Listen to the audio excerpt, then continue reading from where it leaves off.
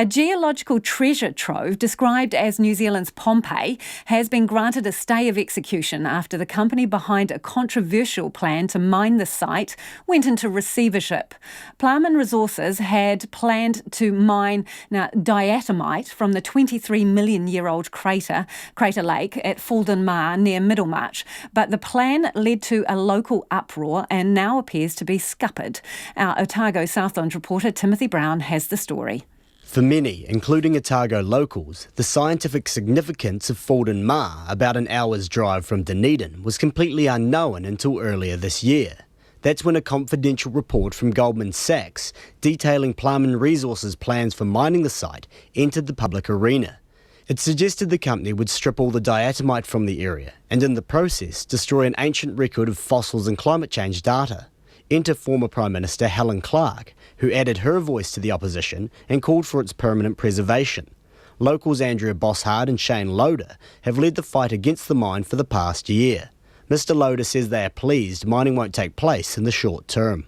We're happy to hear that, but in a funny way, I'm not hugely surprised because I don't think it was ever a viable proposition to mine the diatomite at Foulden Maar. But Ms Bosshard says the fight isn't over. In a way, this is the start of a whole other story, which is about how do we now protect that site in perpetuity for future generations, and that there is an absolute ban on all mining of that area except for the work that scientists now and scientists in the future do. Dunedin Mayor Dave Cull, who initially supported the mine before retracting that and calling for preservation of the Maar, says the council's recent opposition was never about defeating Plaman Resources, and the receivership is unfortunate for the company. But the council's focus remains on achieving the preservation of Foulden Maar for perpetuity.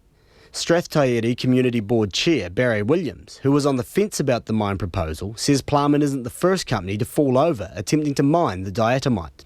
Yeah, like I've lived Middlemarch all my life, and it's at least the fourth one that I've seen. This will be the fourth lot that I've had a go at it and nothing's happened. But I think I said right at the start that I doubted it would ever get off the ground. A community meeting in opposition to mining the Maar is scheduled for next Tuesday night.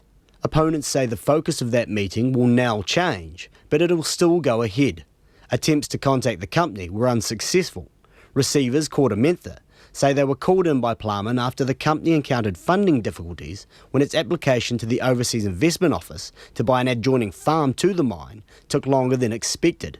Corda Mentha says it's considering its options, ranging from recapitalisation to a potential full or partial sale of the company's assets. In Dunedin, for Checkpoint, Timothy Brown.